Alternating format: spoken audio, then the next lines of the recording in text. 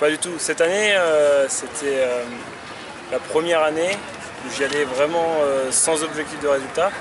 Je me suis cassé le pouce 3 semaines avant à Papendal. Donc, et j'ai repris 4 jours avant le championnat de France. J'ai roulé une fois et ça roulait, avec un peu de douleur, mais ça roulait.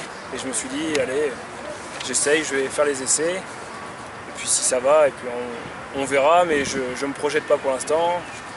Et au final, les manches, bien. Le quart de finale, bien. Et demi-finale, bien aussi. Dans la finale, c'était déjà une grosse satisfaction. Et puis finale, je me suis dit, bon allez, hein, mais de toute façon...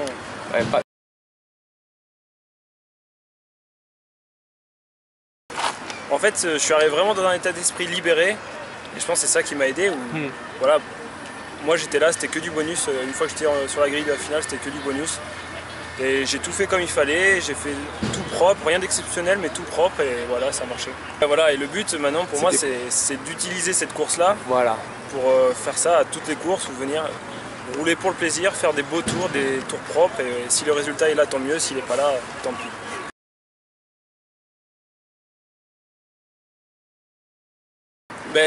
Des victoires en élite au niveau français, j'en ai eu quelques-unes, mais c'était une Coupe de France. Et là, il y a un titre en jeu, il y a un maillot où je peux rouler avec pendant 1 an, et c'est le premier titre. C'est le premier titre.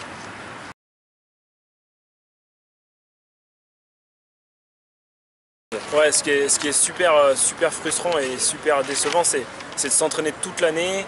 Même quand on voit les fédérations qui investissent sur une butte UCI avec un premier saut qui fait à peu près 10 mètres et qu'on arrive au championnat du monde et qu'on se retrouve avec un cabrage en bas de la butte de départ à 60 km/h, déjà d'une c'est pas rassurant et en plus de ça on s'entraîne pas pour ça, quoi. On a beau être le meilleur physiquement, le meilleur techniquement, sur ce genre de course on contrôle rien, il peut tout se passer pour n'importe qui. C'est ça qui est super dommage.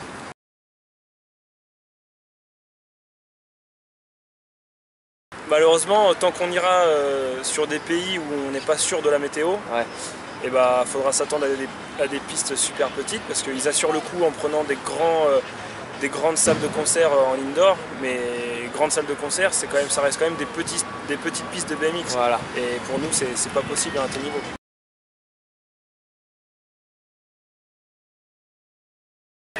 Moi, j'adore le supercross et en plus de ça, des fois, je me dis, j'ai vraiment de la chance d'avoir ce niveau-là pour au moins rouler sur ce genre de piste et se faire plaisir. Et après, le nouveau format, les nouvelles règles, moi je trouve ça bien, surtout pour ceux qui parfois se déplacent sans être sûr de pouvoir faire une course, uniquement pour un tour chrono qui n'est pas du BMX. Et là, au moins, tout le monde aura au moins 3 tours de course. Et ça ressemble plus à du BMX et on aura plus l'impression de voyager pour les bonnes raisons.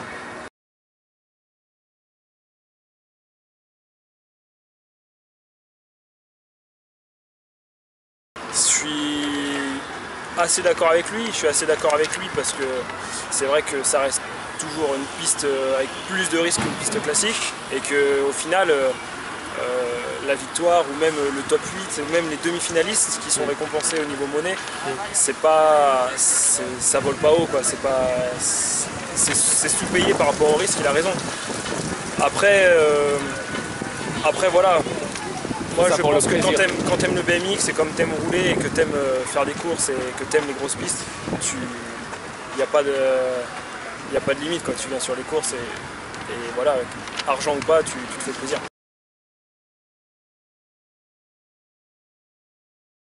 C'est différent. Parfois c'est difficile, tu te sens seul dans les muscles, dans les moments durs. C'est différent. Mais les points positifs, c'est que il n'y a pas cette concurrence au quotidien, qui peut parfois être un point positif, mais qui peut parfois aussi être un point négatif, parce que c'est beaucoup d'énergie dépensée en plus. Et voilà, c'est moi après comme ça, j'arrive sur les courses, je suis frais, j'ai envie de retrouver les meilleurs et de me battre avec eux.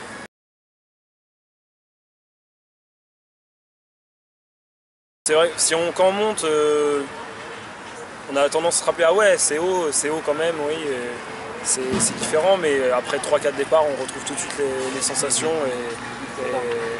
et ça se passe bien, quoi. Ça revient vite.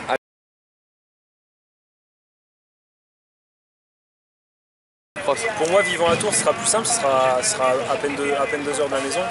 Et ce qui me permettra d'y aller 2-3 jours par semaine, de temps en temps, quand j'ai envie.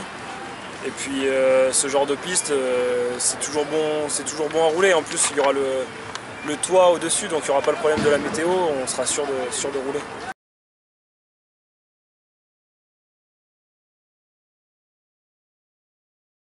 Ben, ça permet de se projeter encore plus, quoi. Quand on se dit on est le champion de France d'une des 3 meilleures nations mondiales, on se dit ouais, il y a moyen d'avoir des projets sérieux et de viser plus haut que ce qu'on aurait pu prévoir. Donc c'est motivant, quoi. C'est motivant.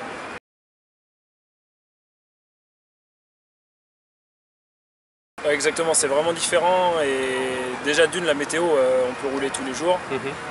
On peut rouler tous les jours à l'heure qu'on veut, quand on veut, avec qui on veut. Et en plus de ça, il y a des bons pilotes.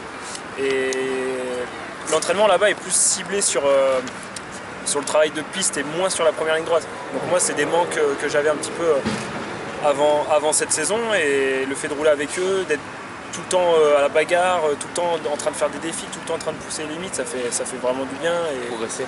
Voilà, et puis c'est un nouveau groupe, on est super bien accueillis, ils adorent les Français, ils adorent tout ce qui est nouveau, donc voilà, moi je me fais vachement plaisir là-bas et je me sens bien.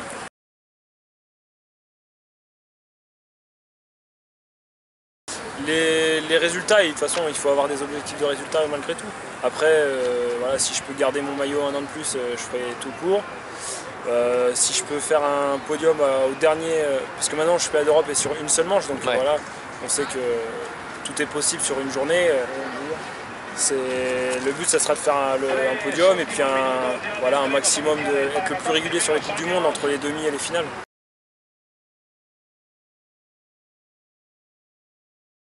Rio, ouais, évidemment, sans trop y penser pour l'instant. On sait comment ça se passe, on l'a vécu en 2012. Être prêt 1 an avant ou 2 ans avant, ça sert à rien. Il faut juste être prêt 3 mois avant à la course qu'il faut. Et voilà.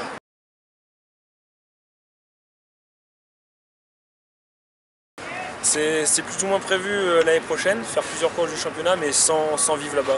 C'est pas forcément un pays qui... C'est un pays j'aime bien aller, mais pas pour la vie, quoi, et ni pour une année complète. Donc voilà, faire des courses, faire des allers-retours tant que je peux, et voir ce que ça donne.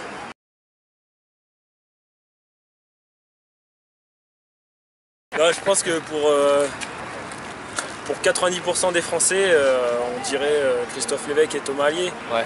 Après, Thomas Allier, moi je l'ai plus connu en tant que pilote. Ouais. J'ai plus partagé de choses avec lui en tant que pilote. Et c'est vrai, en plus, c'était un gars qui roulait fort en termes de résultats et en plus qui était toujours bien habillé, qui était beau, quoi. C'était la classe. Voilà, c'était la classe, quoi. Et il savait... On peut le dire, il savait allier performance et style, et ça c'était appréciable.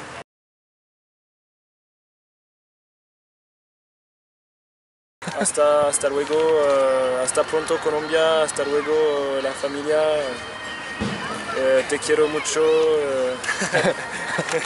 ciao.